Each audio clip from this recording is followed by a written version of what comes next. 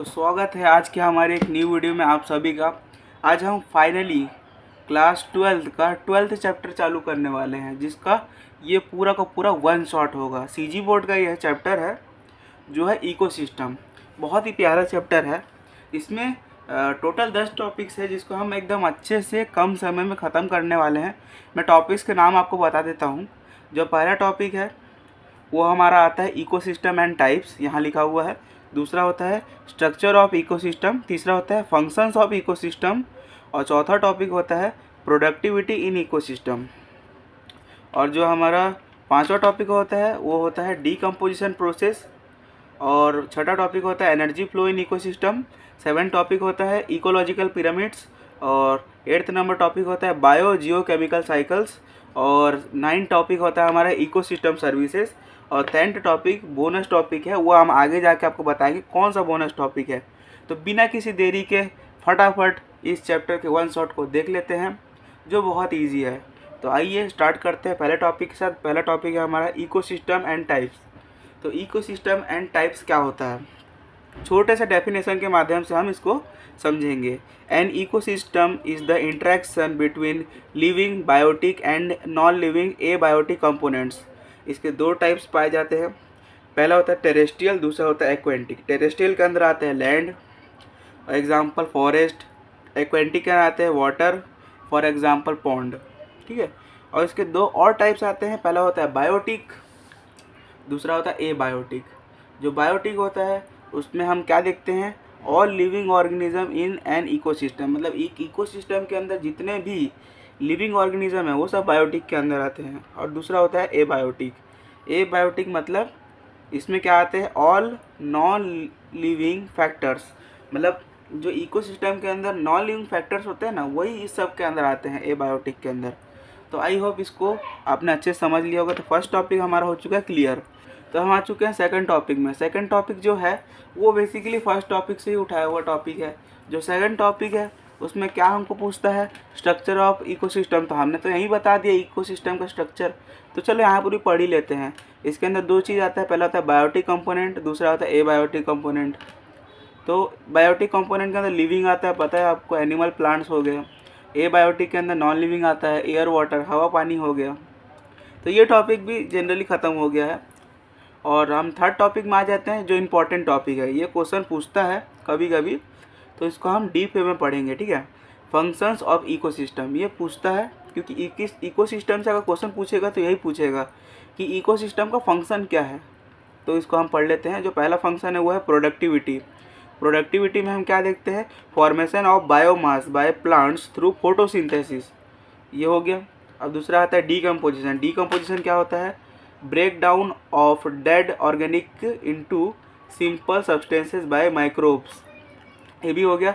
तीसरा होता है energy flow, transfer of energy from sun, sun to plant, plant to animal, animal to decomposer. तो ये topic भी आपका अच्छे से समझ में आ चुका होगा। थर्ड टॉपिक ये क्लोज हो चुका है। और हम फोर्थ टॉपिक में आ जाते हैं। फोर्थ टॉपिक होता है अपना प्रोडक्टिविटी इन इकोसिस्टम।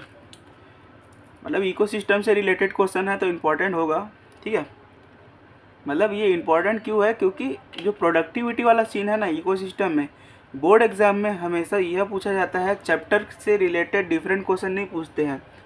चैप्टर से रिलेटेड कौन से क्वेश्चन को पूछा जाता है, जो काम के हो, मतलब उसमें हो रहे हो चैप्टर में। तो ये क्वेश्चन इंपॉर्टेंट है। जैसे इसमें हम लिख सकते हैं, rate of biomass production in an ecosystem is known as productivity in ecosystem. दो टाइप्स होते हैं जनरली। पहला होता है प्राइमरी प्रोडक्टिविटी, जिसमें हम देखते हैं कि यह प्लांट्स के द्वारा हुआ जाता है, प्लांट्स इसमें हेल्प करते हैं। और दूसरा होता है सेकेंडरी प्रोडक्टिविटी, जिसमें प्लांट्स बिल्कुल हेल्प नहीं करते हैं, ये कंज्यूमर के द्वारा होता है जो प्लांट्स को खाते हैं। ठीक है।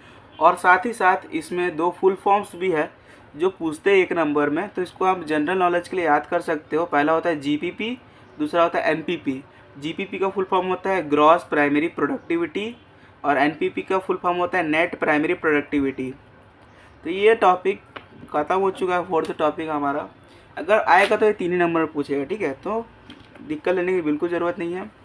अब हम आते हैं पांचवें टॉपिक में, डीकम्पोजिशन प्रोसेसेस। तो डीकम्पोजिशन प्रोसेस के अंदर क्या आता है, इसको हम पहले डेफिनेशन के माध्यम से समझ लेते हैं। Break down of dead matters into simple nutrients, ये हो गया डेफिनेशन के माध्यम से। इसके अंदर 5 टाइप्स आते हैं, ये 5 नंबर में आता है। तो 5 जिसका जो प्रोसेस है उसको भी हमको पढ़ना ज़रूरी है। पहला प्रोसेस होता है फ्रेगमेंटेशन, दूसरा होता है लीचिंग डिज़ोल्व, और तीसरा होता है कैटाबॉलिज्म, चौथा होता है ह्यूमिफिकेशन, और पांचवा होता है मिनरलाइजेशन। तो इसको हम समझते हैं आगे जाके। यहाँ पर मैंने लिख दिया है फुल डिस्क्रिप्शन के साथ, इसको हम पढ़ते हैं। जो फ्रेगमेंटेशन उसका मतलब क्या होता है, dead matter breaks into simple pieces. जो डेड मैटर्स होते हैं ना, जैसे प्लांट्स हो गए, जो हमारे ऑर्गेनिज्म होते हैं, उसके जो मैटर्स होते हैं ना, डेड मैटर्स, उसको सिंपलर फॉर्म में इसमें तोड़ा जाता है। उसका leaching, water dissolve and carries nutrients into soil. तो जो वाटर होता है वो डिजॉल्व हो जाता है और अपने साथ न्यूट्रिएंट्स को सॉइल में ले जाता है। फिर कैटाबॉलिज्म में क्या होता है, microbes convert complex substances into simple one. जो माइक्रोब्स होते हैं वो कॉम्प्लेक्स सब्सटेंस को सिंपल में कन्वर्ट करते हैं। फिर आता है चौथा, जिसमें हम बोलते हैं ह्यूमिफिकेशन। ये प्रोसेस क्या होता है, फॉर्मेशन ऑफ ऑर्गेनिक मैटर्स, मतलब कौन सा फॉर्मेशन ऑफ ऑर्गेनिक मैटर, मतलब ऑर्गेनिक मैटर को तोड़ देता है और एक चिपचिपा सा अजीब सा कंपोनेंट बनाता है जो काला कलर का रहता है और एकदम स्लाइटली रहता है एकदम। तो उसको हम ह्यूमस बोलते हैं, उसका फॉर्मेशन होता है। फिर मिनरलाइजेशन का मतलब क्या होता है, nutrients are released into soil for plants. मतलब जो न्यूट्रिएंट्स होते हैं वो रिलीज़ कर दिए जाते हैं सॉइल के द्वारा प्लांट्स के लिए। तो ये टॉपिक, जो 5th टॉपिक हमारा है वो कंप्लीट हो चुका है। 6th टॉपिक में अगर हम आए तो 6th टॉपिक क्या होता है, एनर्जी फ्लो इन इकोसिस्टम। ये क्वेश्चन जनरली नहीं पूछता है क्योंकि इतना सबको पता होगा, लेकिन इसको हम कवर कर लेते हैं क्योंकि ये चैप्टर में है, इसलिए इसको हम देख लेते हैं एक बार। एनर्जी फ्लोज फ्रॉम सन, सन से एनर्जी आता है। अब सन से जो एनर्जी लेता है उससे क्या बनते हैं, प्लांट उगते हैं। प्लांट को खाता कौन है, एनिमल, और एनिमल को कौन लास्ट में डिकम्पोज करता है, डिकम्पोजर्स। तो इसमें हम इसको अगर देखा जाए तो फ्लोज इज़ वन वे। जो फ्लो होता है ना इकोसिस्टम में, जो एनर्जी फ्लो होता है वो वन वे होता है, मतलब यूनिडायरेक्शनल। ये पूछता है कि जो डायरेक्शन में एनर्जी फ्लो होता है वो मल्टी डायरेक्शनल होता है कि यूनिडायरेक्शनल। तो इसको आपको याद करना ज़रूरी है। जो एनर्जी फ्लो होता है इकोसिस्टम में वो यूनिडायरेक्शनल होता है, एक ही तरफ जाता है। तो यहाँ पर ये जो 6ठा टॉपिक है ये भी कवर हो गया। 7वां टॉपिक में आता है इकोलॉजिकल पिरामिड। अब इकोलॉजिकल जो पिरामिड है ये क्वेश्चन जनरली पूछता नहीं है, लेकिन पढ़ना है हमको ज़रूरी है क्योंकि पूरा चैप्टर हमको कंप्लीट करना है। तो इसमें हम देखते हैं कि इसका मतलब क्या होता है। Diagram that shows the number, biomass और energy that each trophic level in an ecosystem दिखाता है। मतलब जो डायग्राम वो क्या शो करता है, नंबर, बायोमास और energy at each tropical level in an ecosystem. जो एक इकोसिस्टम का हर एक ट्रॉपिक लेवल होता है ना उसके बारे में ये दर्शाता है। किसके माध्यम से, नंबर के माध्यम से, बायोमास के माध्यम से, एनर्जी के माध्यम से। इसके 3 टाइप्स होते हैं बेसिकली। पहला टाइप होता है पिरामिड ऑफ नंबर, जिसमें हम क्या देखते हैं, नंबर ऑफ ऑर्गेनिज्म। दूसरा होता है पिरामिड ऑफ बायोमास, जिसमें हम देखते हैं टोटल मास ऑफ ऑर्गेनिज्म। तीसरा आता है pyramid of energy, flow of energy देख देते हैं इसमें हम लोग। तो ये जो टॉपिक है ये भी ख़त्म हो चुका है, 7 टॉपिक, और बस 3 ही टॉपिक बचे हैं, फिर ये चैप्टर कंप्लीट हो जाएगा। तो हम 7वां टॉपिक को देखते हैं। ये क्वेश्चन इस बार आ सकता है क्योंकि ये वाला क्वेश्चन पूछा नहीं गया है, तो ये वाला क्वेश्चन इस बार आ सकता है सीजी बोर्ड में। टॉपिक का नाम है बायो जियो केमिकल साइकिल्स, और सीजी बोर्ड में इसको घुमा के भी पूछते हैं। और क्या घुमा के इसका नाम रहता है पूछने का, वो होता है न्यूट्रिएंट साइकिल। मतलब न्यूट्रिएंट साइकिल के नाम से भी अगर कोई क्वेश्चन आपको पूछ देता है बोर्ड में तो उसका मतलब होता है बायो जियो केमिकल साइकिल। तो हम देख लेते हैं ये बेसिकली होता क्या है। ये होता है nutrients go from environment, environment से प्लांट्स, प्लांट्स से एनिमल्स, एनिमल से फिर कहाँ जाता है, बैक टू एनवायरनमेंट। मतलब जो एक साइकिल होता है ना, एनवायरनमेंट का जो न्यूट्रिएंट्स होता है वो जाता है प्लांट के पास, प्लांट को एनिमल खाता है, फिर एनिमल से फिर वापस चले जाता है एनवायरनमेंट में। तो ये जो साइकिल है इसी को हम बोलते हैं बायो जियो केमिकल साइकिल या फिर न्यूट्रिएंट साइकिल। इसके 2 टाइप्स होते हैं। पहला आता है गैसियस साइकिल।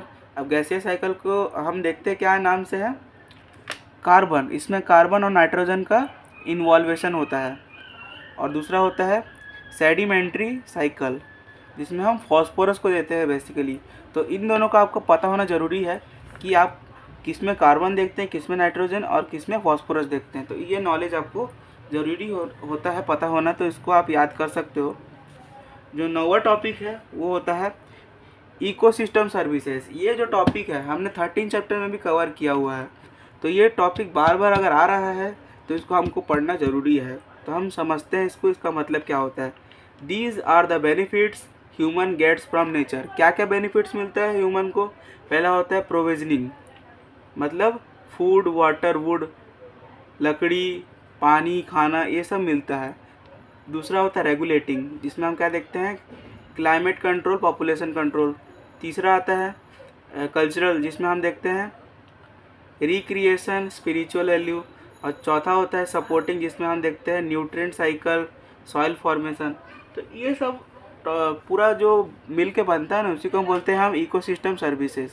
जो 10वां टॉपिक होता है वो होता है बोनस टॉपिक्स। इसको मैंने जानबूझ के बोनस टॉपिक इसलिए बोल के रखा हुआ है क्योंकि ये जो टॉपिक है ये एकदम गोल्डन टॉपिक है। ये पूछता ही 1 से 2 नंबर में आपको पेपर में कहीं दिख जाएगा, detritus versus greasing food chain. ठीक है, तो इसको हम समझते हैं। ये बेसिकली 1 या 2 नंबर में ही पूछता है। जो ग्रीजिंग फूड चेन है उसका मतलब होता है स्टार्ट्स फ्रॉम ग्रीन प्लांट। जो ग्रीन प्लांट से जो चालू होता है ना फूड चेन, उसी को हम बोलते हैं greasing food chain. For example grass को खाता है डियर, डियर को खाता है टाइगर। तो ये हमारा कंप्लीट हो गया। दूसरा आता है डेट्राइटस फूड चेन। अब डेट्राइटस फूड चेन क्या होता है, starts from dead organic matters. जो डेड ऑर्गेनिक मैटर्स है ना, वहाँ से जो चालू होता है फूड चेन, उसी को हम डेट्राइटस फूड चेन बोलते हैं। इसका एग्जांपल देख लेते हैं।